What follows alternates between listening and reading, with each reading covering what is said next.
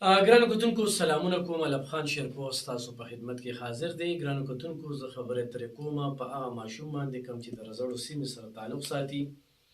او باجوړ ته څه کسانو تختولی دی. دویم خبرې ترې به کوم په ټیک ټاک باندې داسې څه پلیت قام راوتلی دی چې هغه ډېره زیاته بېحیایي پلاوي. ګرانو کتونکو دغه ماشوم ما د خوشحال خان په پیج باندې یو ویډیو کتله او دغه شان د شانام خانم ورغلی و. یقینا چې دغه ویډیو وګورئ او بیا دغه خبرې وګورئ نو حیران بشئ چې په دې ملک کې جنسۍ څه شوې، په دې ملک کې قانون څه شو، په دې ملک کې د آیین خبرې کیږي، یو ماشوم د یو غریب سړي نه تختولی کیږي. څه ګناه ده؟ اور څه ګناه چې دا نو د یو ماشوم قصور څه دی او 50 ورځې وشوې او 40 لکه روپۍ ته غواړي او دې وخت کې په باجوړ کې دغه ماشوم. نو ډېره زیاته افسوسناکه خبره ده. زه د 400 پولیس ته دا وایم او انتظامي توجنسو ته چې په یو هفته کې دننه د دې ماشوم بندوبست وکړي. او تاسو دا وایئ چې دا غریب سړی به ماله پیسې راکړي، هغه نه بل ورځ م 100,000 روپۍ څه پولیسه خلکاران اخیستي دي چې چاپه درله وخو. دې ته موږ پاتې شو چې دلته کې وزیر راځي یا وزیر اعلی راځي نو پروټوکول یې خو دومره زیات وي همدا پولیس ته مخکې وروسته وي. په دغې موږ خبرې نه کوو چې دوی سره تیلو پیسې نشته او بیا وي د باجوړ پولیس سره ملګرتیا نه کوي او پیسې وصوله کېدي. داسې اسانې پیسې دي چې یو سړی په لارو کوڅو کې د خلکو نه خیر وغواړي او تا دپاره را پیدا کړي چې ماله به دې ماشوم برآمد کوي. زه چې دې خبرې ته په هر انګل ګورم نو الفاظ ختم شي چې زه په دې څنګه بحث وکړم، په پولیس وکړم، په ایجنسیو وکړم، په ریاست وکړم، په دې ځای په سیاسي خلکو وکړم چې د یو غریب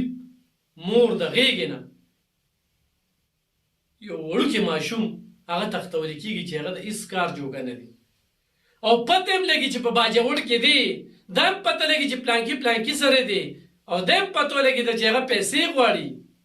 اول ته کوم سي جنسي نه ده، هغه هم ضلع د باجوړ، هلته هم انتظامیه ده، هلته هم ډي سي پولیس او ډي پي او دی. د دې ځای د ډي پي او د هغه ځای ډي پي او خپلو کې روابط قدرې نشته. په 50 ورځو کې چې کوم دی نو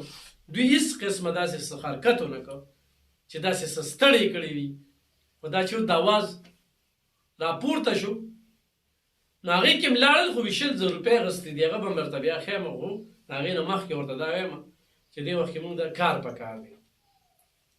ستا کابل په کار دی خو مړه زمونږ اوس مړه په کار ده او مونږ لالک په کار. زه پیسې هم دې واخېستې هر څه دې وکړل خو بیا به درته احتجاج کړو د 400 په چوک کې به تمبو لګوم تمبو. دې کې به ما سره د پیټریاټک یوت اف پاکستان ملګري وي، د مشکلاوتي قامي جرګې ملګري وي، د ټیل پي ملګري وي او په دغه چوک کې ورته چې کوم دی نو بیا پر لتې غزو پورې دی دا ماشوم د خپل مور پلار ته حواله شي. روک نه دی، ژوندی دی، معلومو خلکو سره دی او د دې ځای د ادارو د پولیس کمزوري ده، د ډي سي کمزوري ده، د دې ځای د ډي سي او د باجوړ هم د ډي سي او سیاسي خلک اگر چې چپ دي خو موږ چپ نشو پاتې کېدی په داسې مسله باندې. او هغې خلکو ته مې چې ته 40 لکه روپۍ د دې نه څه غواړئ؟ خو د رزق درک نه لګي. نو ګرانو کتونکو دې ځای کې هغه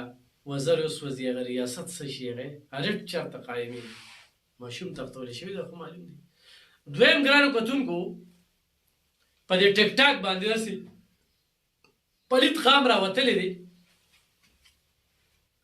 پلار به هم ورته ګورو، مور به هم ورته ګورو، لور به چې کوم دی هلته کې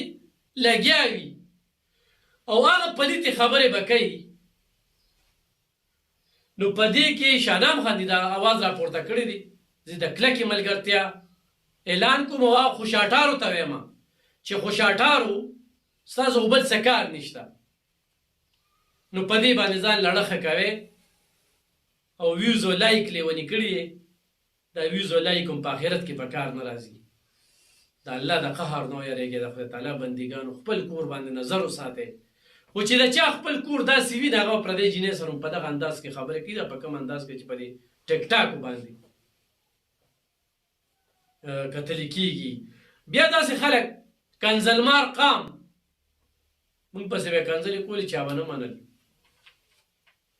چا به دا نه وی یار وي دا بس دا الف خان کې دا چل دی وخت سره سره هر څه ثابتېږي یو خبره هم پټه نه پاتې کېږي نن هغه کنزلمار قوم همغې ته راغی چې ډېرو زمان هم ډېر د شریفو خلکو پسې خوله پنګ والا او په هغه شریفو خلکو کې شانام خان هم دی هغه ملګري هم دي ولې چې اواز یې پورته کړ په دغې خوشاټارو باندې بد ولګېدله پوخان وایي چې د 11 میاشتو نه ته زیاته مسافري وکړي نو وي ته به کور ته راځېږي نه ستا ذهن به بیا اوټ کېږي خو چې د 11 کالو نه زیاته مسافر وشي نه خو بیا چورلټ منټل شي او بس یې خاندان هم ځان له منټل کړي نو دغه شانتې منټلانو په کنځلو په خبرو ولې چې هغه ذهن یې بایللی دی هغوی بل څه کار نشته دی نو په دې باندې به دا کار بندول نه غواړي او دا آواز به راپورته کول غواړي وخت هر څه ښیي چې څوک څومره اوبو کې دي موږ په ځای چا خبرې وکړې څه